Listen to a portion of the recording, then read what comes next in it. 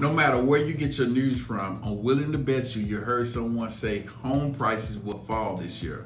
That's because negative news sells and it spreads fast. But prices didn't crash, and I got the data to prove it.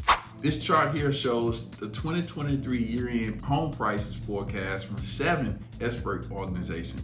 It includes both the original 2023 forecast that released last year and the latest revision that's available. Here's what I noticed when I look at it. All the original forecasts said prices was going to fall. Those are the ones in the red. But look at the current forecast. You don't see in the red, do you?